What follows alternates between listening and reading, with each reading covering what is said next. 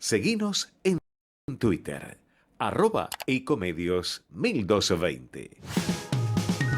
A continuación, los primeros signos de la información aparecen en Asteriscos, con José Calero e Iván Damianovich.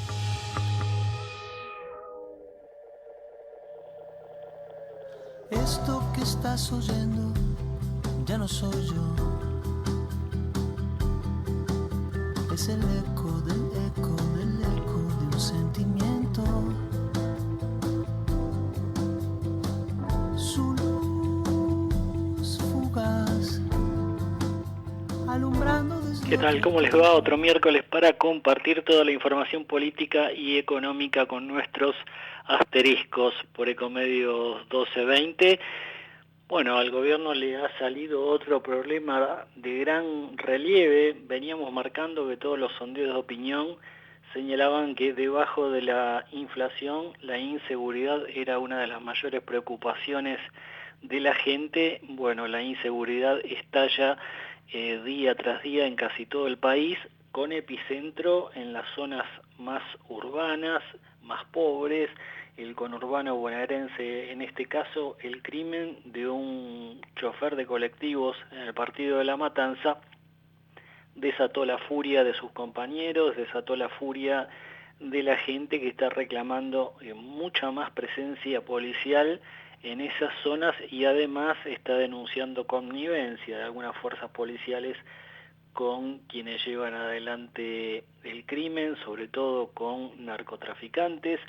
Bueno, el gobierno se ha quedado prácticamente mudo frente a esta realidad. El ministro de Seguridad bonaerense intentó hacer una puesta en escena en el marco de la protesta que llevaban adelante los choferes. Bueno, la puesta en escena terminó muy mal y con mucha violencia, un grado de violencia que no se veía hace tiempo, golpeando al ministro y poniendo en jaque no solo al gobierno nacional, sino sobre todo al gobierno de la provincia de Buenos Aires. Se sabe que Axel Kicillof, lo venimos analizando semana tras semana, busca posicionarse para ir por una reelección, no quiere saber nada con el intento de algún sector del kirchnerismo de que vaya por una candidatura presidencial. Axel Kicillof se mantuvo mudo frente a este crimen. Lo mismo ocurrió con su vicegobernadora Verónica Magario, que fue intendenta de La Matanza, y también con el intendente de ese partido del conurbano, Fernando Espinosa.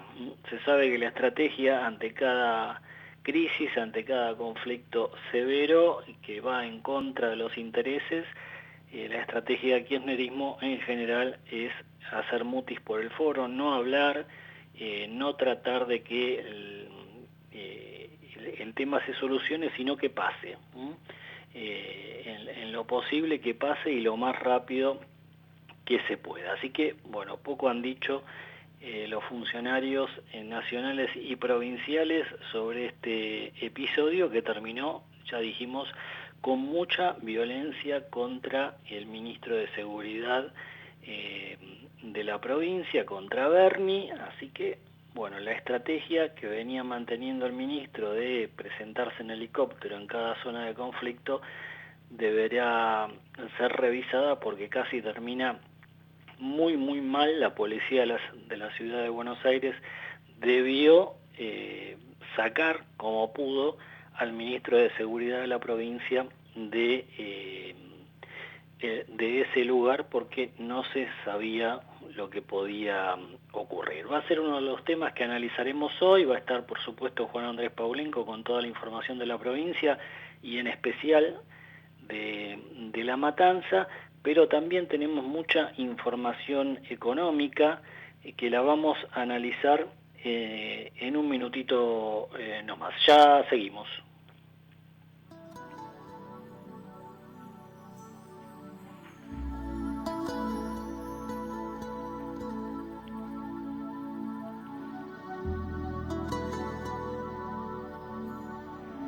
Finalmente, el ministro de Economía, Sergio Massa, anunció un dólar agro de 300 pesos Bueno, el gobierno tiene expectativas de que a partir de esta medida y de la presión que van a ejercer sobre sectores de la agroindustria que no habrían liquidado divisas, espera recaudar entre 10.000 y 12.000 millones de dólares. Bueno, es imprescindible hacerlo porque el Banco Central está muy cerca de tener reservas netas negativas. Lo tengo en línea al jefe de research de la consultora Ecolatina, a Santiago Manuquian. Santiago, José Calero, ¿cómo estás?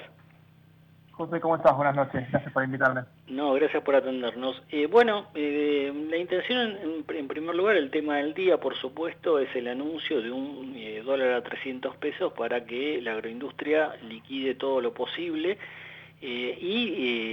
la denuncia que hizo Massa de que hay un sector que debería haber liquidado unos 4.000 millones de dólares y no lo hizo en tiempo y forma. Bueno, le da 30 días y si no, dice, le van a suspender la quit para operar. Era una medida esperada, lo hace otra vez. Massa busca anticipar exportaciones. ¿Qué éxito le ves a la medida?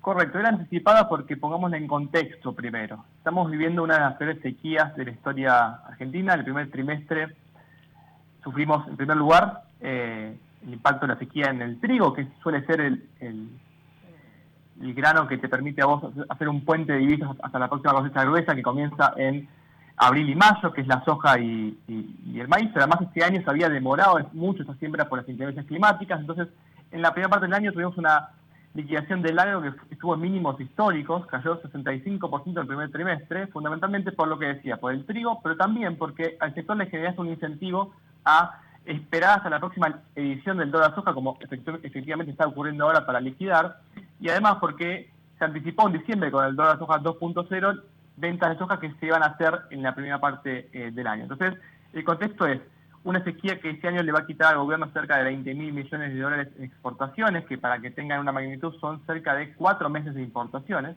pero además el financiamiento neto con el FMI este año va a ser cercano a los 5.000 millones de dólares. Es decir, entre lo que el FMI nos gira a nosotros y lo que le vamos a pagar, hay 5.000 millones de diferencia a favor del FMI que va a haber que pagarlo. Entonces hay 5 meses de importaciones que de alguna manera no lo vas a tener. Entonces, en un contexto de aguda sequía que va a tener impactos múltiples, pero principalmente en la generación de divisas, el gobierno lo que intenta hacer con esto es llevar un poco de calma al corto plazo.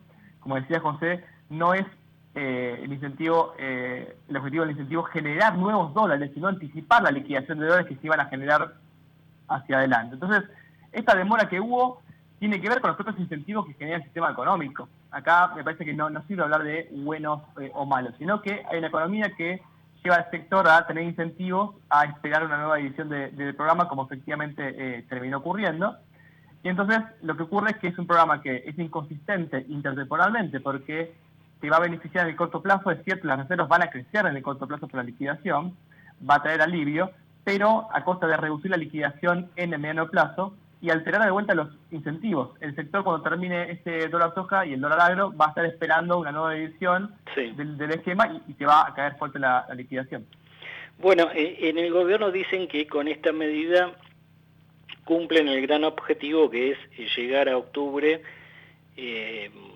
sin una devaluación general, hace devaluaciones por partes. Y este anticipo de liquidaciones, indudablemente al próximo gobierno le va a meter una presión enorme, ¿no? Bueno, son medidas de corto plazo porque el horizonte de planificación de este gobierno es de acá a las elecciones. Las primarias son dentro de 4 meses aproximadamente, entonces son mecanismos que intentan evitar a todas costas el mal mayor, que es el que mencionaba recién, un salto discreto del tipo de cambio oficial. ¿Cuándo ocurre eso? Cuando te quedas sin reservas. ¿Cuántas reservas actualmente tenemos?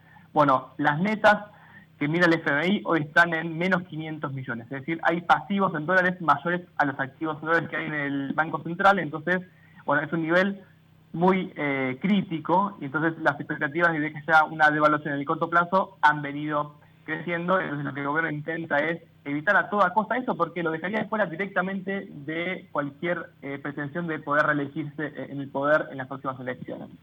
Eso, obviamente, hacia adelante, como yo decía, cuando termine estos esquemas, te va a impactar claramente porque te va a empezar a hacer perder reservas. Pero de vuelta, acá el objetivo es, como no se resuelve el problema de fondo, pues el problema de fondo acá es que tenés un tipo de cambio que tiene un cierto atraso, eso genera un exceso de demanda de divisas en el mercado cambiario.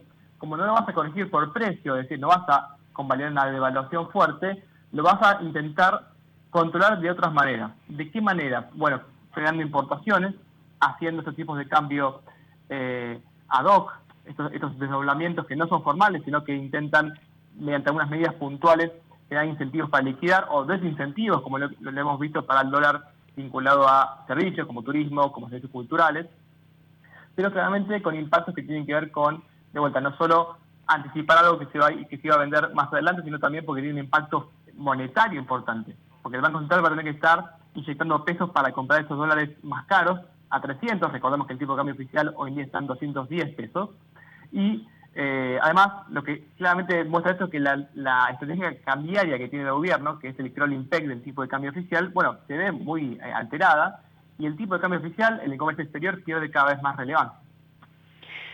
Bueno, indudablemente la presión sobre el mercado de cambios es cada vez mayor. El gobierno está hablando de hacer devaluaciones mensuales que ya las empezó a aplicar, que rondan el 6% mensual. Por otra parte, se conoció hoy que el costo de vida en la ciudad de Buenos Aires ya dio por encima del 7%. Esto estaría preanunciando que en marzo el IPC a nivel nacional estaría por encima de lo que arrojó febrero. Sí, eso creo que diría que es muy probable. Nuestra medición del IPC GBA y Colatina nos dio un 7,4% en marzo, y cuando ves el resto de las estimaciones privadas, dan números en la zona del 7%, lo cual marca una confirmación de la aceleración inflacionaria que tuvimos en el primer bimestre del año.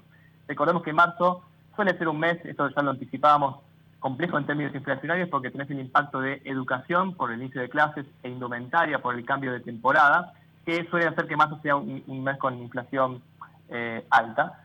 Para abril estamos esperando una moderación en el índice, pero muy difícilmente la inflación pueda perforar el 6% mensual de acá a lo que resta del año, en el marco de una inercia inflacionaria que se muestra muy difícil de desactivar en el corto plazo sin apelar a un plan de estabilización que sea creíble para el mercado, que sea técnicamente robusto y que de alguna manera que comience corrigiendo precios relativos, y es algo que este gobierno no creemos que vaya a hacer. Entonces, la inflación para este año lo estamos previendo por encima del 100%, es decir, un poco más elevada que la del año pasado, y eso claramente para las aspiraciones electorales del gobierno y para la credibilidad del ministro de Economía, que esperaba para abril un registro comenzando con un 3 adelante. Bueno, por supuesto que juega en contra, pero no solo por el capital político. ¿Qué ocurre? Cuando la inflación se acelera, eso te genera una presión sobre el tipo de cambio oficial para que se acelere y no sigas perdiendo competitividad, y cuando se acelera el tipo de cambio oficial, eso te retroalimenta la dinámica de los precios, y por otro lado, te generan presiones para aumentar la tasa de interés.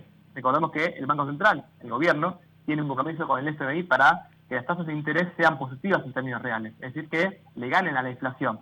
Bueno, eso en febrero y marzo quedaron negativas, en febrero y marzo, y probablemente el Banco Central tenga que volver a subir las tasas de interés, y eso le agrega, digamos, otra inestabilidad al escenario. Una tasa que ya está en el 78% anual en el caso de los plazos fijos. La última, Santiago, el Banco Mundial ya dijo que la Argentina no va a crecer este año. Hoy se conocieron datos de industria y construcción de parte del INDEC que están marcando no solo ya la desaceleración, sino una baja en alguna de las mediciones. ¿Podemos ir hacia un escenario donde no solo no crezcamos, sino que terminemos abajo del 2022? Sí, nosotros estamos previendo para este año un escenario de lo que llamamos estanflación, es decir, recesión económica y una inflación persistiendo en niveles muy elevados, como yo comentaba recién. Tengan en cuenta que el propio impacto directo de la caída en la cosecha de soja y maíz te resta por lo menos 2 puntos del PBI.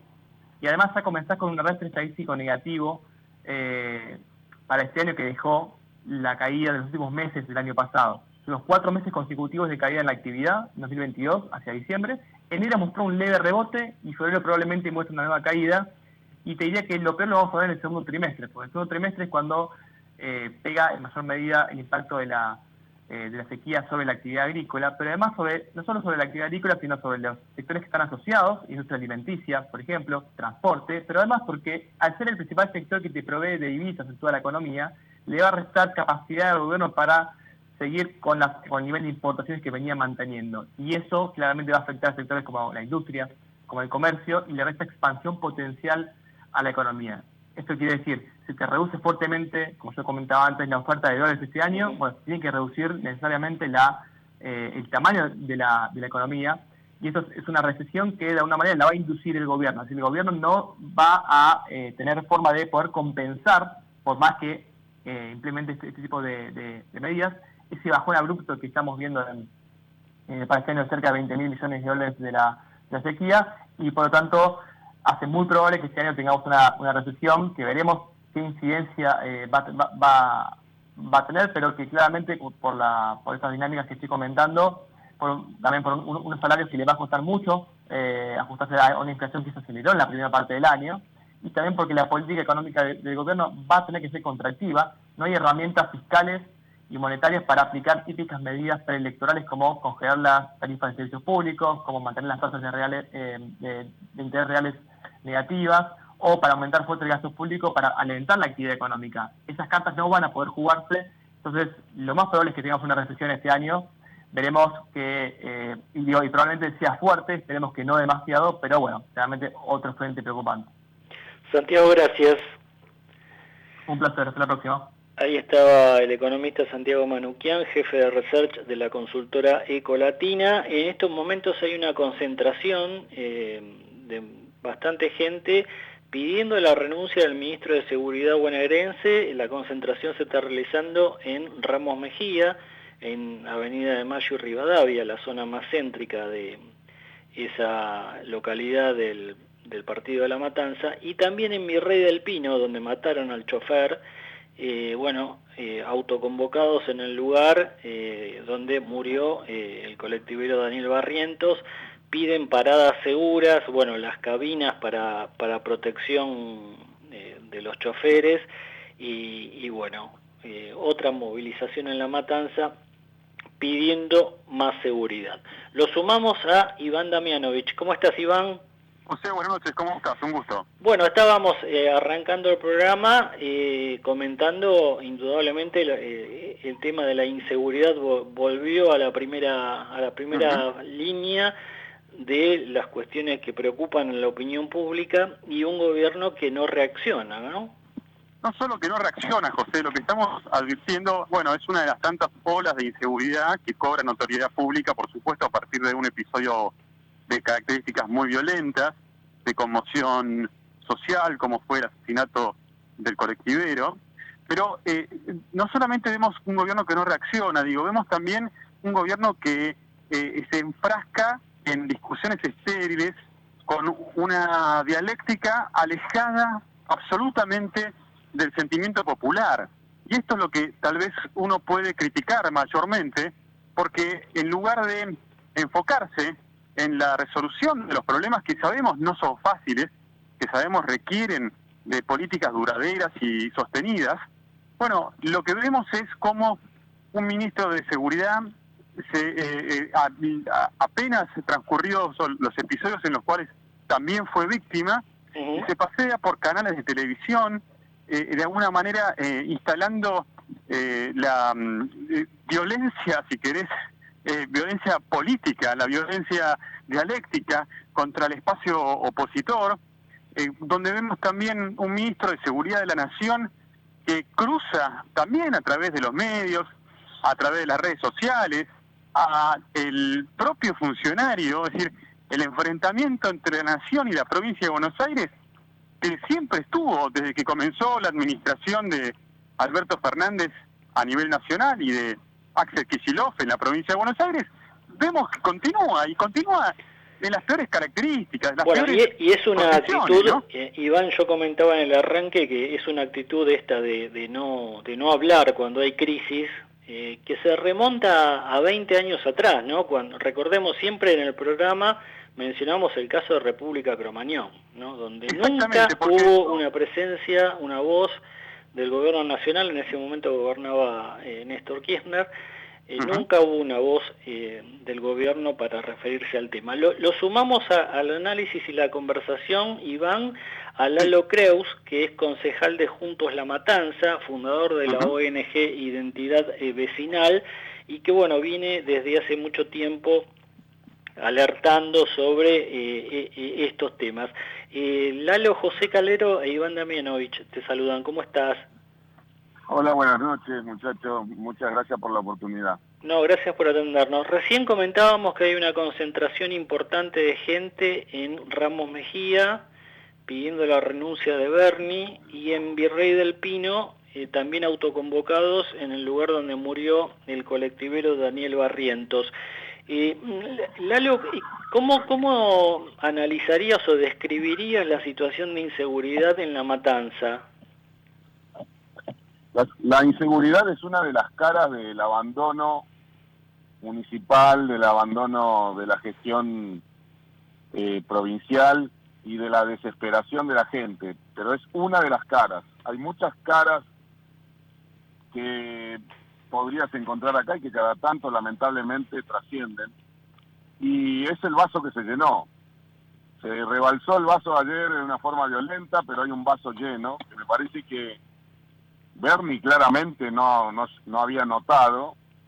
El intendente Espinosa ya acusó recibo en la última elección porque recibió una paliza que desde el punto de vista pacífico y electoral fue más dura que la que recibió lamentablemente el ministro ayer. Y la gente está harta, está buscando alternativas. Mucha gente prefiere quedarse en la casa, no votar a nadie, o votar en blanco, repartir el voto, pero claramente se cansó de este espacio político que es como, ya no es el frente de todos, es como el frente contra todos, y que acusa fracasos por donde lo mires. El ministro Berni debería haber renunciado y está haciendo todo lo contrario, está tratando de tapar el sol con la mano, provocando un efecto que no sé si es consciente o no, pero que es un boomerang absolutamente en contra de ellos. Claro, buenas noches. Iván Damianovich, ¿cómo estás? Buenas noches, Iván. Ahora, que cuando uno advierte esta situación, también entiende que es un cúmulo de circunstancias que han ido, bueno, ensanchando, digamos, agrandando un problema estructural, ¿no? En definitiva, lo que está pasando en La Matanza no es de ayer ni de antes de ayer, y la pregunta en todo caso es, más allá de la renuncia o no de un ministro, hemos visto pasar en la provincia de Buenos Aires muchos ministros de seguridad, y la mayoría de ellos con fracasos, en definitiva, a la luz de los resultados. ¿Cómo creen que ustedes, ¿no?, que debería ser, bueno, la administración de la seguridad, o puntualmente en La Matanza? ¿Cuál es la necesidad? ¿Por dónde habría que empezar para empezar a entender cómo abordar esta problemática tan compleja? Sí, por supuesto. Yo no creo que cuando hay decisión política de no hacerse cargo del problema, cambiar el ministro lo resuelva, pero quiero dejar claro que sería lo mínimo en respeto al dolor que han causado, ¿no? Y con respecto a lo que hay que hacer, bueno, en La Matanza hay que hacer todo lo contrario de lo que se está haciendo. El intendente Espinosa tiene fondos multimillonarios para la seguridad que recibe de la nación y de la provincia, y además cobra una tasa municipal de seguridad. ¿Y a dónde va embargo, ese dinero? Bueno, ¿de cuánto estamos hablando? Que hemos podido, en un municipio donde la transparencia no existe, nosotros hemos hecho mucho esfuerzo y averiguado, aunque sea una parte de ese dinero, sabemos que está en plazos fijos, en una cuenta del Banco Provincia a nombre del municipio, y en bonos en dólares, bueno, haciendo una bicicleta financiera. Es de arranque, hay que hacer lo contrario. Por supuesto que si te está costando vidas, la inseguridad es una emergencia de todos los días que no le pregunta a quién votó a la víctima, ¿me explico? Está afectando a todos por igual. Bueno, hasta el último de los pesos disponibles, incluso otras partidas, si es necesario, deberían ser reasignadas para dedicarle la solución a la gente. ¿Qué es lo que hay que hacer? Me Lo que preocupa mucho, Lalo, esto que estás planteando, porque cuando uno escucha que hay fondos destinados a morigerar o atacar el problema de la inseguridad, que están en plazos fijos, o en la bicicleta financiera, que por otra parte es consecuencia de la política económica de este gobierno, entonces estamos en manos de dirigentes inescrupulosos que por lo menos no entienden de qué va el problema. Absolutamente inescrupulosos, inmorales, y mira, yo ayer estuve acompañando a la familia de Daniel en el velorio y a los compañeros de trabajo de Daniel, y en esa misma sala estuve junto a los padres de los otros 2 choferes asesinados, acompañándolos en el velorio. No vi a nadie de la gestión municipal solidarizarse con esa situación, y por lo que les pregunté a todos, ni siquiera un llamado telefónico. Y la vez pasada, cuando estuve con la familia de Roberto Savo, el kiosquero de Ramos Mejía, también pude constatar, o sea, el mínimo sentimiento por el dolor y las víctimas de la inseguridad. No hay empatía, me explico, es una cosa sorprendente. Lalo, bueno, contábamos que en este momento hay 2 manifestaciones importantes, pero quisiera que nos describieras, bueno, un poco cómo es el día a día en La Matanza, sobre todo en la zona, en La Matanza profundo, para llamarlo de alguna manera, tal vez en las zonas donde cuesta encontrar un móvil policial, donde cuesta también pedir una ambulancia. Hay mucha gente que llama y cuenta, entre otras cosas, que ya casi no sale de noche, que cuando va a comprar no va con celular encima, porque la expectativa es que terminen asaltándolo. Ese día a día también provoca que la calidad de vida de mucha gente se vaya deteriorando, ¿no? Absolutamente, y la inseguridad es uno de los temas, igual que el de la salud, uno de los temas dramáticos en todo el distrito. En cualquier parte de La Matanza va a costar que acuda una presencia policial, va a ser casi imposible que veas presencia de la Guardia Urbana Municipal, y va a ser imposible que recibas atención en una emergencia por parte de una ambulancia. Acá no existe el SAME y tampoco un sistema de ambulancia municipal. De hecho, Bernie ayer casi lo sufre en carne propia, porque del lado de Matanza nunca hubiera llegado una ambulancia a buscarlo y se terminó yendo en un auto particular. Eso es lo que te pasa en La Matanza. La gente vive asqueada, cansada, harta. 8 cada 10 vecinos de La Matanza rechazan la imagen y la gestión del intendente Espinosa, y 7 cada 10 de los vecinos que votan en La Matanza ya no lo están votando, lo dejaron de votar en el año 2021. Eso es un volcán social, eso es una situación que va a producir muchas microexplosiones, muchas de estas como las que vimos ayer, donde gente trabajadora, gente de clase media baja, que no son los movimientos sociales de la extrema pobreza, van a estar reaccionando de muchas maneras, como hace 15 días en la comisaría de Ciudad Madero, o como ayer o en estos días en la General Paz. La gente se cansó, no los vota más, no es verdad que acá tienen la vaca atada y que esto nunca va a cambiar, pero tampoco está la gente con suficiente esperanza y expectativa, porque son 40 años de maltrato, y cuando rompes con una relación tan mala, cuesta mucho volver a hacerse expectativas. Es un desafío para los opositores, me incluyo. Lalo, gracias por este contacto. No, gracias a ustedes, muchachos. No sé si fui claro. Hay una oportunidad que este año haya un cambio político real en La Matanza también. Gracias. Gracias a vos. Ahí estaba el concejal Lalo Creus, de Juntos La Matanza, fundador de la ONG Identidad Vecinal. Bueno, Iván, un panorama que muchas veces nos describe Juan Andrés Paulenco, y que día a día nos enteramos de eventos de inseguridad que ya la gente ni denuncia, ¿no? A mí me parece, José, que el dato también sobresaliente, y escuchando al concejal, ¿no? Episodios como estos, lamentablemente, hemos visto muchos en Argentina, en la provincia de Buenos Aires, particularmente en el conurbano, y es cierto este desánimo popular que puede palparse a diario en la calle. La gran pregunta, o en todo caso la gran conclusión, es bueno, desde dónde se logran las verdaderas transformaciones, ¿no? Que no son fáciles y que no son rápidas. Seguramente yo soy de los que cree que esas transformaciones se logran desde la política bien entendida, pero también es ahora cuando afloran los peores sentimientos de la antipolítica, de los mensajes que buscan en todo caso erosionar la credibilidad de todos, ¿no?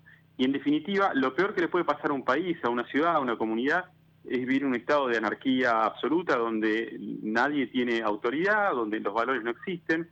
Bueno, habrá que reconstruir ese tejido social. Ojalá los dirigentes que les toque, sean del partido que fueren, entiendan esto, ¿no? Me parece que es muy importante reconstruir ese tejido social que la dirigencia política nos debe a los ciudadanos. Iván, nos reencontramos la semana próxima.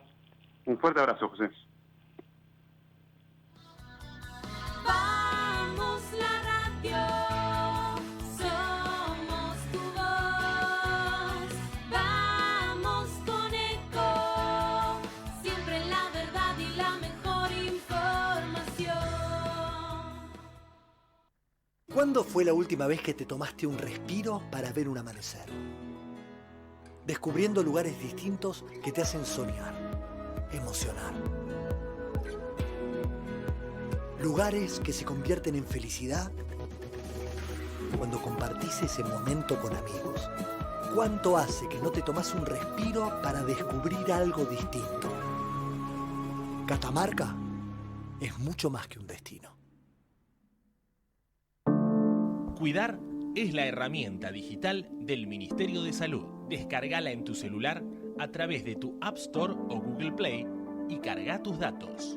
La aplicación te permite hacer un autodiagnóstico, acceder a tus certificados y consultar el resultado de tu hisopado. Ahora podés acceder a la información provista por el Ministerio de Salud y ver tu diagnóstico COVID-19 de forma rápida y sencilla.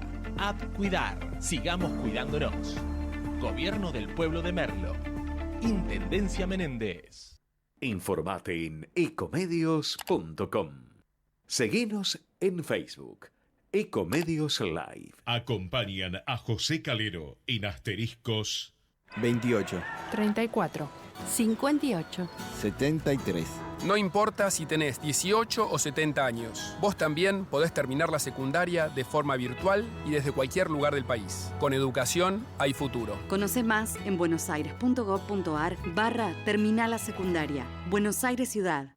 ¿Sacando fotos con el celu? No, depositando cheques en el banco. ¿Eh? Ahora en Banco Credicop tenés cheque móvil, la forma simple y práctica para depositar virtualmente los cheques físicos de tu empresa, desde tu celular a través de Credicop Móvil. Podés digitalizar y depositar cheques al día o de pago diferido y no tiene costo adicional. Cheque móvil, tu tiempo es para vos. Conoce más en www.bancocredicop.coop. Banco Credicop Cooperativo, la banca solidaria. Cartera comercial. Más información en www.bancocredico.coop o a través de Credicop. Responde al 0810-888-4500. Naturgy te recuerda que alterar las instalaciones de gas de la distribuidora o un medidor de gas representa un potencial alto riesgo para la seguridad de las personas y para sus bienes materiales, además de constituir un delito. Por ello, las instalaciones de gas solo pueden ser manipuladas por personal autorizado por la compañía. Si sos testigo o tenés conocimiento de estas irregularidades, te pedimos que hagas la denuncia. Si preferís en forma anónima al 0810-333-6862 o por mail a denuncias@naturgy.com.ar. Cuidémonos entre todos. En el Ciudad sabemos que hoy ser el banco que te banca es ayudarte a ahorrar para que disfrutes de lo que más te gusta. Eso, con las tarjetas del Ciudad tenés descuentos los 7 días de la semana para que ahorres en supermercados, combustible, juguetería, restaurantes y mucho más. Pedí tu tarjeta online y empezá a disfrutar todos los descuentos del Ciudad. Entérate más en bancociudad.com.ar. Vení al Ciudad. Entrá al banco que te banca. Promociones válidas hasta el 30 del 6 del 2023 para compras en pesos realizadas en comercios adheridos o del rubro según corresponde a la República Argentina, pagando con tarjetas del Banco Ciudad y o modo. Para más información, consulta en www.bancociudad.com.ar. Grupo Petersen, desde 1920, construyendo el país. ¿Estás por viajar? No importa dónde vayas. Disfrutá desde que llegás al aeropuerto. Aeropuertos Argentina 2000 te espera con distintas opciones para darte un gustito. Wi-Fi libre y gratuito, opciones de estacionamiento y mucho más. Aeropuertos Argentina 2000. Capacitate de forma fácil y gratuita. Accede al Instituto Legislativo de Capacitación Permanente en legislatura.gov.ar. Legislatura porteña. Nos une la ciudad. Bien, 37 minutos pasaron de las 20, seguimos con asteriscos por nuestra Ecomedios 1220. Bueno, 10.000 millones de dólares espera de ingreso de divisas el Ministerio de Economía a partir de las medidas anunciadas hoy, que queremos seguir analizando. Lo tengo en línea al economista Sebastián Menescaldi de la consultora EcoGo. Sebastián, José Calero te saluda, ¿cómo estás? Bien, buenas noches, José. Bueno, es una expectativa confiable, es una expectativa posible la que tiene Economía de que ingresen en el próximo mes y medio, unos 10.000 millones de dólares.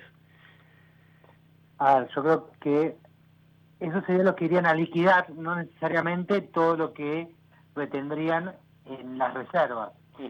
A ver, creo que sería razonable que liquiden en torno a 5.000 millones de dólares en lo que es la producción de soja. Todavía no está claro bien qué es lo que va a suceder con las economías regionales, porque bueno, todavía no se han definido bien qué economías regionales son las que van a entrar, eso no se ha conocido al menos hasta ahora, y tampoco cuáles son las que están capaces de entrar, teniendo en cuenta que ellos tienen que entrar a precios justos. Eso es un número que es un poco más difícil de estimar. Pero bueno, más allá de eso, digamos, ese número de, nosotros tenemos estimado 9.000 y pico de millones de dólares, sería lo que debería liquidar el campo en este trimestre, con lo cual es un número que puede llegar a ser razonable y llegarse a conseguir. Bueno, y todo esto con un Banco Central que va a un ritmo de 150 millones de dólares de pérdida de divisas diario. ¿Hay alguna expectativa de que eso se revierta? Porque ya lleva casi un mes en esta situación. Sí, yo diría que fueron casi los 3 meses, los últimos 2 meses que estuvimos así perdiendo divisas en forma diaria creo que fue más de un mes en términos consecutivos, pero ya digamos hace un tiempo, digamos, a ver, este primer trimestre ha sido bastante negativo para el Banco Central. Y eso ha sido negativo, por un lado, porque tenés la sequía, que te afecta fuertemente la liquidación, en particular este trimestre te afectó la liquidación de trigo, que cayó bastante fuerte respecto al año pasado, y también estaba esta expectativa de que hubiera un dólar soja, digamos, un dólar agro, que tuviera un mejor pago, entonces eso también generaba que los productores retuvieran la cosecha a fin de esperar a conseguir un mejor precio por su producción. Creo que es una combinación de ambos factores los que estuvieron generando esta caída de las reservas en real time, o de las compras, mejor dicho. Massa y el gobierno en general busca evitar una devaluación general, para llamarla de algún modo, pues es una devaluación en cuentagotas la que está haciendo. ¿Y qué margen tiene para sostener esta política hasta las elecciones? Y la verdad que el margen es complicado, porque vos pensás que este año vas a, digamos, hoy las divisas vienen de 3 lugares. Puede venir que las consiga el sector público, el problema es que tiene el mercado de deuda cerrado y lo único que puede llegar a conseguir es algo de divisas por parte de los organismos internacionales, e incluso tiene que cancelar la deuda con el fondo. O sea, la verdad que la parte pública es muy complicado conseguir divisas, y después te queda el sector privado, que es a través de la venta de bienes y servicios o a través del endeudamiento privado. Y la verdad lo que ves es que en el endeudamiento privado, hoy el privado, como no sabe cuál va a ser el tipo de cambio del futuro, la verdad que nadie se quiere endeudar en dólares, o sea, nadie quiere tomar de deuda, lo único que hay es deuda comercial y de muy corto plazo, que eso sí está ocurriendo en el primer trimestre de este año, se sigue acentuando y acumulando más deuda. Y la otra opción que te queda sería el saldo comercial. El problema es que el saldo comercial, con unas exportaciones agrícolas que te caen 40% respecto al año pasado, es complicado conseguir, salvo que restringas mucho las importaciones. Bueno, y eso tiene sus consecuencias también en lo que es precios y en lo que es el nivel de actividad. Con lo cual, bueno, es difícil conseguir, digamos, reservas de acá hacia adelante. Yo creo que vas a conseguir algo en este trimestre, pero no, después hay que ver cómo logra mantenerlas en el Banco Central, esas divisas, y no perderlas. Y creo que la única opción va a ser restringir muy fuertemente las cantidades importadas. Bueno, y eso te impacta en la actividad fabril, ¿no? Te impacta en la actividad fabril, te impacta en la construcción, te impacta, digamos, también en algunos servicios, en el comercio, te impacta en el transporte, porque también hay menos mercadería que transportar. La verdad que sí tiene un impacto muy fuerte a lo largo de todo, o sea, no es solamente, digamos, los fabrica, tiene impacto en varios segmentos, y eso, bueno, va a provocar probablemente, junto con la sequía, una fuerte caída de la economía este año. El Fondo Monetario advirtió que una inflación en este nivel podía generar problemas sociales y puntualmente, ¿qué es lo que le está pidiendo el gobierno? ¿Una baja del gasto más fuerte de la que se aplicó? A ver, lo que le está pidiendo hoy al gobierno es que, digamos, que se atenga a la meta que tenía inicialmente programada. La verdad que para mí, digamos, resulta difícil eso. Digamos, a ver, lo que publicó el otro día el FMI, luce inconsistente. Está planeando una caída de la cosecha mucho menor a lo que está haciendo ahora, y eso va a implicar menores ingresos para el gobierno, y habrá que ver cómo el gobierno puede sostener la economía.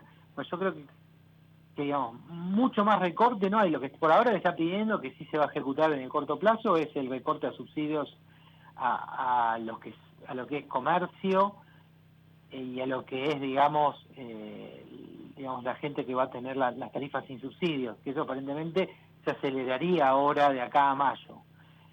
Por ahora, eso fue lo que pidió el fondo en el corto plazo. ¿Y planes sociales? De planes sociales no dice nada. A ver, dice dos cosas. El documento, que parte, por eso que se termina de escribir al final. Una es que te pide que en la moratoria provisional aprobada, que evidentemente el FMI no tragó, no le gustó nada, bueno, pide que generes alguna restricción más operativa para que el impacto sea menor. Eso creo que fue lo que hizo el gobierno la semana pasada, poniendo ciertas condiciones para el acceso a la moratoria. Y después, lo otro que te pide también es, que también ya lo hizo a inicio del año el gobierno, fue las auditorías sobre los planes sociales, que generaron una baja de una determinada cantidad de planes sociales a inicio de año por gente que no cumplía con todos los requisitos para poder acceder a ellos. Sebastián, gracias, que te vaya bien. De nada, hasta luego, José. Ahí estaba el economista Sebastián Menescaldi de la consultora EcoGo. Bueno, justamente sobre la cuestión de los planes sociales, trascendió en las últimas horas que se van a revisar otros 160.000, constituyen lo que se llama el programa Nexo, y lo que van a tratar de determinar es si los que cobran esos planes no perciben también el potenciar trabajo o alguno de los otros planes que tiene el Estado. Bueno, habrá que ver cómo resulta esa cuenta, pero la ministra de Desarrollo Social confirmó que se va a avanzar con la revisión de otros 160.000 planes sociales. Y ahora, el mundo que viene en Asteriscos, con toda la información sobre las tecnologías de vanguardia con Rodrigo Barber. Bien, y el mundo que viene llega de la mano de Rodrigo Barber. ¿Cómo estás, Rodri? ¿Qué tal? Muy buenas noches, José. Bueno, siempre hubo una duda o pregunta sobre por qué Estados Unidos no le dio más fluidez, más potencia a su programa aeroespacial, y hay novedades respecto de esto, ¿no? Sí, como habíamos estado conversando en noviembre de 2022, cuando hablamos acerca de la misión Artemis 1, que fue esa misión en la cual básicamente lo que hicieron fue mandar la cápsula Orión a que dé toda la vuelta a la Luna y que regrese a la Tierra, pero sin tripulación, solamente con maniquíes para poder hacer pruebas respecto de montones de cuestiones de funcionamiento de la cápsula. Bueno, hoy tenemos la noticia de hace poquitos días, del lunes, que la NASA anunció los 4 integrantes de la tripulación del Artemis 2, que justamente va a ser la primera misión lunar tripulada en 50 años, o sea, desde las Apolo, que se caracteriza porque en esta ocasión no van a alunizar, no van a pisar la Luna, pero sí van a dar toda la vuelta a la Luna y van a regresar, y es el paso previo a lo que será posteriormente en Artemis 3, en la cual se espera que, bueno, volver a poner a un hombre en la Luna. Pasó 50 años, pero bueno, ahora anunciaron los cuatro astronautas que van a estar yendo en esta cápsula para hacer esta misión tan importante. Bueno, y Estados Unidos, la NASA en particular, destacó dos cosas. Una mujer astronauta, por primera vez, ¿no?, en una misión lunar, y también un hombre negro, que es un tema, para los antecedentes de racismo que tiene Estados Unidos, es un tema también que el gobierno buscó destacar, ¿no? Sí, es una tripulación un poquito más heterogénea que las históricas. Bueno, las históricas eran siempre todas idénticas, eran siempre 4 hombres blancos, pero bueno, en esta ocasión no pudieron ir en contra de su temperamento, así que el comandante es un hombre blanco, después tenemos uno de las personas a cargo que también es otro hombre blanco, pero hicieron el esfuerzo de incluir a Cristina Hammock-Koch, que es una ingeniera de vuelo que tiene muchísima experiencia, incluso tiene el récord de días consecutivos en el espacio para una mujer, y tiene muchísima experiencia. Va a ser la primera mujer que va a estar en una misión lunar, y también a Victor Groven Jr., que es este ingeniero afroamericano, que bueno, imagino que la NASA haciendo todo su esfuerzo posible por tratar de mandar una tripulación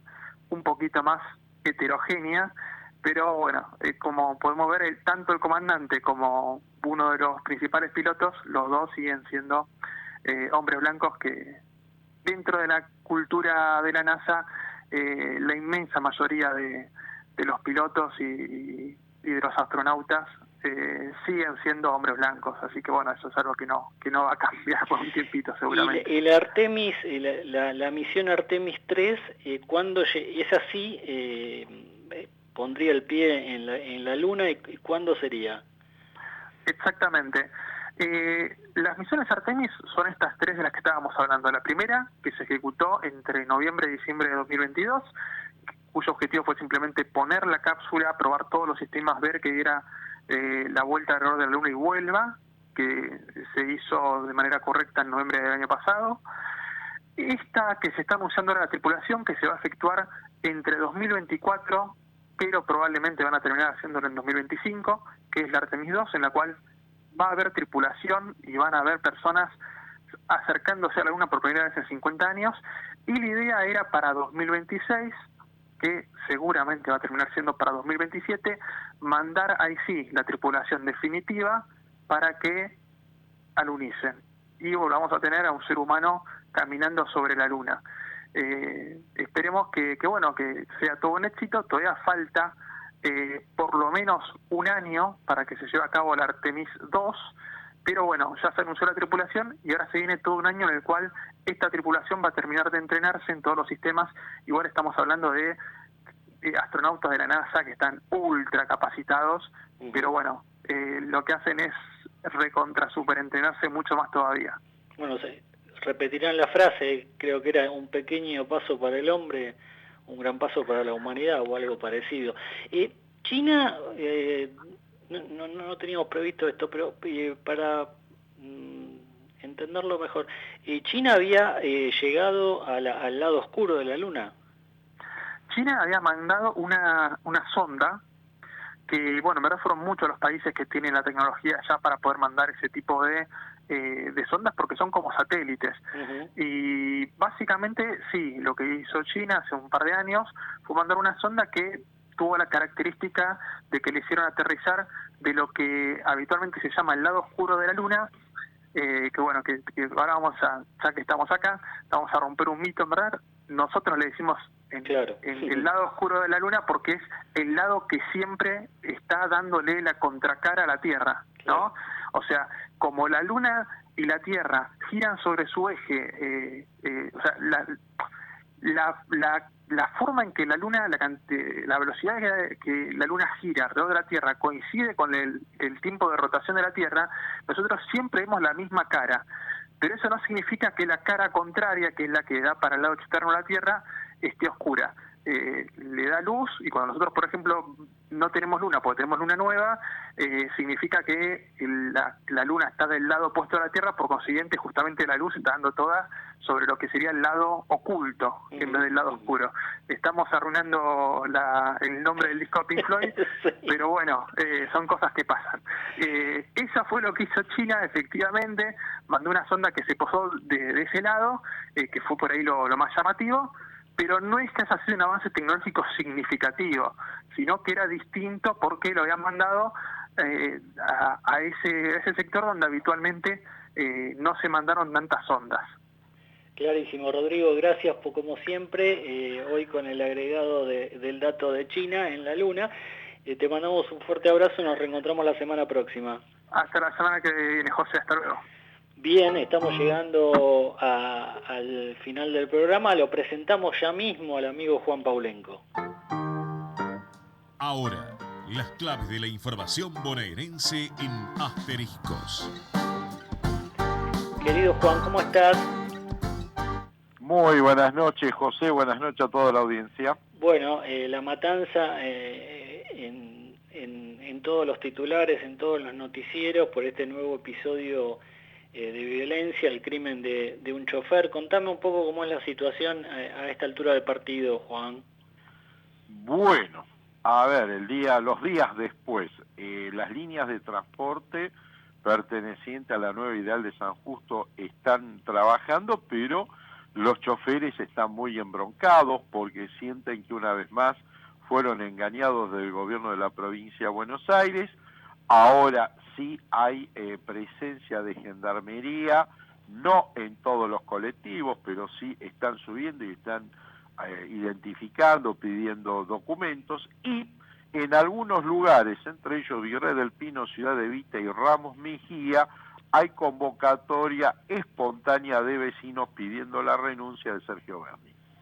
Bien, bueno, un clima complicado. Hoy hablábamos con un concejal de La Matanza, Lalo Creus, sobre el tema de la inseguridad, Juan, pero es una cuestión que estresa día a día, ¿no?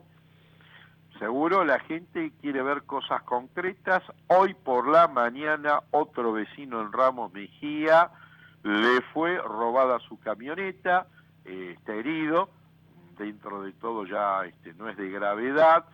En Morón, un colectivo de la línea 236 esta mañana fue robado. Gracias a Dios el chofer ileso. A ver, la cosa continúa. Bien, bueno, y mientras tanto se siguen haciendo acuerdos políticos. Vamos a contar alguno hoy en el programa, Juan, adelante.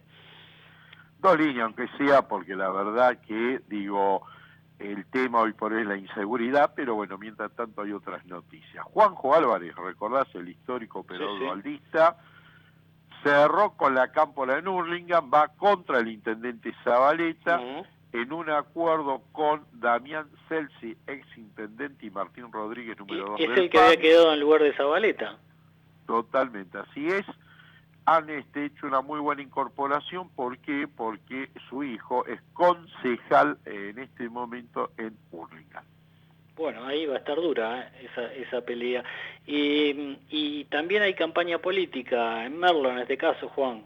Sí, Gustavo Pose, vos recordarás que antes de operarse la semana pasada, el gobernador de Jujuy, Morales, entre otros apellidos, hablaba de Maciabat, de Martín Tetaz, y lo incorporó a Gustavo Pose. Un Gustavo Pose que salió a hacer campaña, que va a la pelea por la vicegobernación por ahora. Estuvo en Merlo, estuvo poniendo en funciones a la nueva comisión directiva del Comité de Distrito, cuyo presidente es Federico de Armas, y los que conocemos el radicalismo allá de los 80 a los 90 es el hijo del famoso Manuel de Armas, quien había trabajado con don Melchor Pose, el papá de Gustavo.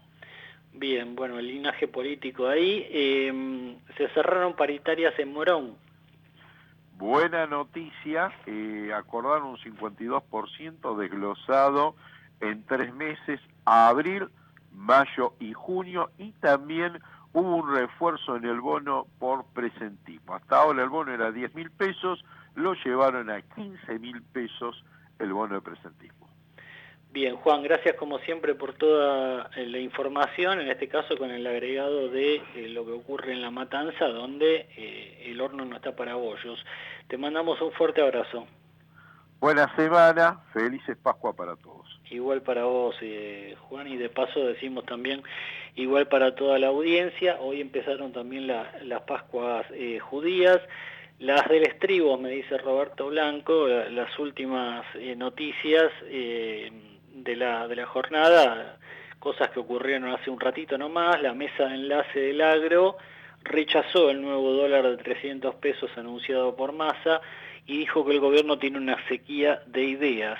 Las 4 entidades del sector coincidieron en que se trata de un parche que volverá a generar distorsiones en el mercado agroindustrial. Bueno, un rechazo por parte, si bien las cerealeras y las aceiteras apoyan el plan Massa, la mesa de enlace del agro no lo hace. Y bueno, otra noticia del deporte, en Boca siguen herméticos con la decisión de quién será el nuevo DT, pero dicen que el nuevo entrenador estará presente el domingo viendo el equipo en la Bombonera. ¿Quiénes suenan? Diego Martínez, José Peckerman, aún con algunas chances, y Jorge Almirón, que sonó fuerte hoy en las redes sociales, y Diego Martínez es el actual técnico de Tigre. Bien, con esta información deportiva nos vamos, nos reencontramos como siempre con ustedes la semana próxima, el miércoles de 20 a 21, en nuestra Ecomedios 1220 con asteriscos, información clave a mitad de semana. Chau.